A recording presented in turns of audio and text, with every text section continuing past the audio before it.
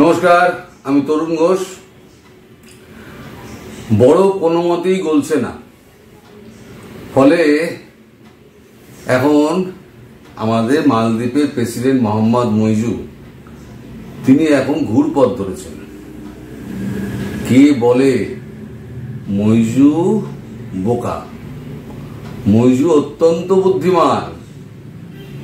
মইজু এবার ভিন্ন পথে এমনভাবে ভারতের পায়ে পড়ছে যে ভারত আর না করতে পারবে না।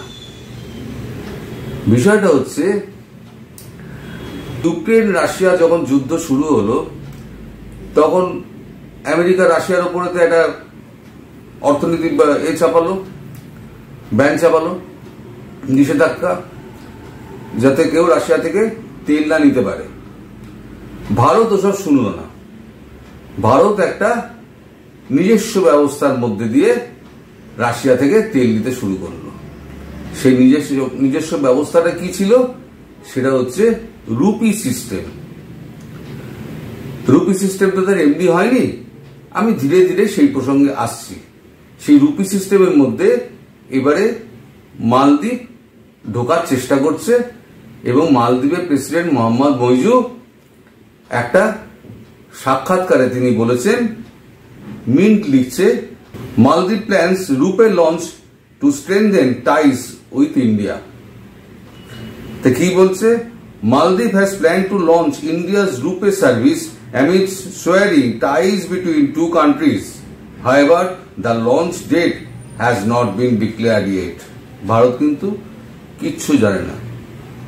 মালদ্বীপ এই সমস্ত ভাষণ টাষণ দিয়ে যাচ্ছে যে আমাদের রুপে সিস্টেমের মাধ্যমে ওরা কাজকর্ম করবে। ভারত কিন্তু কিচ্ছু জানে না। ফলে এখন ওখানে আবার বলছে, we are currently engaged in discussion with India to explore avenues for facilitating payment in rupees, the Maldivian minister said. এখন এই রুপে সিস্টেমটা কি? রুপে সিস্টেমটা হচ্ছে, এই যে আমেরিকার এত রাগ কেন? আমেরিকা সারা পৃথিবী জুড়ে এই যে দাদাগিরি করে বেড়ায়, তার একটাই কারণ হচ্ছে আমেরিকান ডলার। এই ডলার যেটা আছে সেটা হচ্ছে সুইফট সিস্টেমে সেই জিনিসটা চলে। সুইফটের মাধ্যমে সারা পৃথিবীতে কেনা বেচা সমস্ত কিছু সুইফট সিস্টেমের মাধ্যমে হয়। সুইফটটা কি আগে আপনাদের বুঝতে হবে। আমি এ নিয়ে আগে একটা ভিডিও করেছিলাম, অনেকে হয়তো জানেন, অনেকে দেখেছেন। তবু যারা দেখেননি বা এই বিষয়ে হয়তো তাদের অতটা ধারণা নেই, তাদের জন্যই আমি এই ভিডিওটা এখন পরিষ্কার করে বলে দিচ্ছি খুব সংক্ষেপে। সেটা হচ্ছে, ধরুন সুইফট একটা সিস্টেম, সেন্ট্রাল ব্যাংক অফ আমেরিকাতে সেই সুইফট সিস্টেমটা করা আছে। সুইফট সিস্টেমের মধ্যে আপনার 196টা আপনার কাউন্টার রয়েছে সারা সুইফট সিস্টেমে। পৃথিবীতে 196টা দেশ আছে। সেই 196টা দেশ তার বিভিন্ন ব্যাংক আছে। সেই সময় আমার যেমন 50টা ব্যাংক আছে, সমস্ত দেশেরই আছে। তারা প্রত্যেকটা ব্যাংক করে কি, ওই সুইফটে তারা ডলার রেখে দেয়। বাট আগে কি ছিল, রাশিয়া থেকে তেল কেনা হবে। তাহলে ভারত কি করলো? ভারতের এসবিআই সুইফটে ডলার রেখে দিল। এই সুইফটে ইন্ডিয়ার যে কাউন্টার আছে সেখানে ডলার রেখে দিল। এবার রাশিয়া যখন তেল পাঠালো, রাশিয়া বিলটা পাঠালো হচ্ছে সুইফটের 2 নম্বর কি 3 নম্বর যে কাউন্টার আছে সেই কাউন্টারে, 196 কাউন্টারের একটা কাউন্টারে, ইন্ডিয়ার কাউন্টারে সেই বিলটা পাঠিয়ে দিল। যেহেতু ভারতের ডলার ওখানে পেমেন্ট করা আছে, সুইফট কি করলো, সেই টাকাটা রাশিয়াকে পাঠিয়ে দিল। এই সিস্টেমে, সুইফট সিস্টেমের মধ্যে সারা পৃথিবী চলত। এখন এই সুইফট সিস্টেম যদি বন্ধ করে দেয়, 196 কাউন্টারের মধ্যে একটা কাউন্টার রাশিয়ার বন্ধ করে দিল, ফলে কি হবে? ট্রেডটা পুরো বন্ধ হয়ে গেল।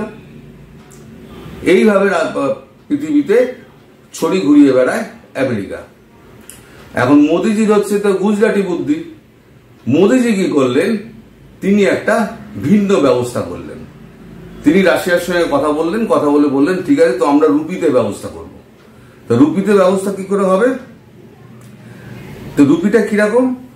The rupee, a product of National Payment Corporation of India, NPCI, is the first of its global card payment network in India, with wide acceptance of ATM, POS devices and e-commerce website across India and global. এটা reserve ব্যাংকের আন্ডারে একটা NCPI, national payment corporation of national payment corporation of India একটা agency খোলা হলো, সেটা হচ্ছে reserve ব্যাংকের আন্ডারে। কিন্তু ডিস্ট্রিবিউশন সিস্টেমটা কে করবে, সেটা হচ্ছে SBI, ডিস্ট্রিবিউশন অথরিটি হচ্ছে SBI।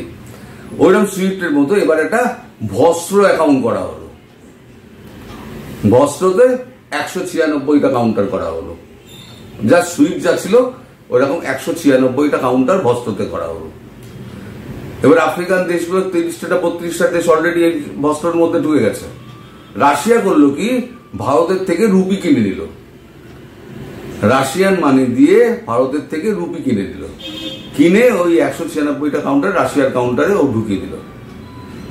আমরা ওইখান থেকে ইন্ডিয়ান রুপি পেলাম, ইন্ডিয়ান রুপি পেয়ে আমরা এখান থেকে ইন্ডিয়ান রুপি দিলাম, দিলে রাশিয়া ওখান থেকে ওদের রাশিয়ান কারেন্সি দিল, পরে ওটাকে এক্সচেঞ্জ করা হবে, রাশিয়ান কারেন্সি দিল, দিয়ে তিলটা দেওয়া নেওয়া হলো। এই যে রুপি সিস্টেম ভস্ত্র যেটা করা হলো, এদিকে হচ্ছে সুইফট, এদিকে হচ্ছে ভস্ত্র।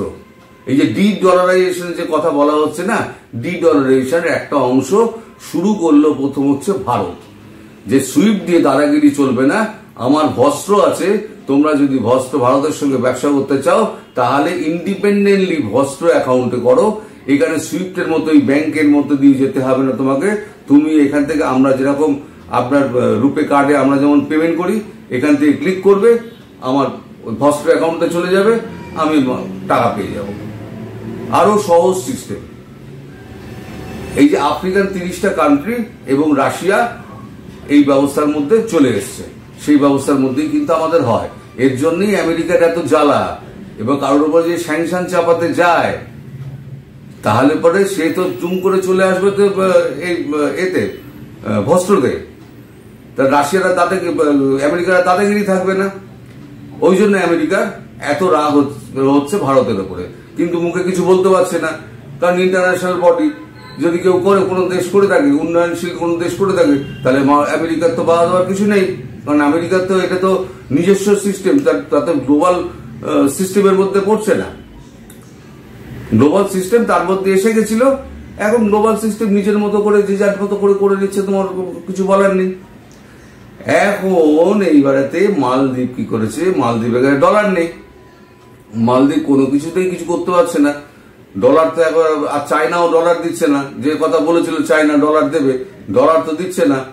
মালদ্বীপ কি করেছে, মালদ্বীপ এবার ভাষণ দিয়ে দিয়েছে প্রেসিডেন্ট মইজু, যে আমরা রুপি সিস্টেমের মধ্যে দিয়ে আমরা বেচাকেনা করব, অর্থাৎ ভারতের কাছ থেকে লাইসেন্স নেবে, লাইসেন্স নিয়ে ভস্ত্রতে একটা অ্যাকাউন্ট খুলবে, ভস্ত্রতে অ্যাকাউন্ট খুলে যে যে দেশের সঙ্গে কাজকর্ম করতে হবে তাদের সঙ্গে, বেশিরভাগ তো ভারতের সঙ্গেই হয়, আর অন্য কোন দেশে কে করবে দেয়, তাহলে কি ভারতের একটা দায়িত্ব এসে পড়বে, আর ভারত নাও করতে পারবে না, কারণ ইন্টারন্যাশনাল বডির কাছে তো ওটা দোয়া আছে, ভস্ত্র যে ঢুকতে চাইবে সেই ঢুকতে পারে, ভারত তো না করতে পারবে না, ফলে ভারতের একটা দায় এসে পৌঁছাবে অ্যাকাউন্ট ভস্ত্রতে স্বীকার করা।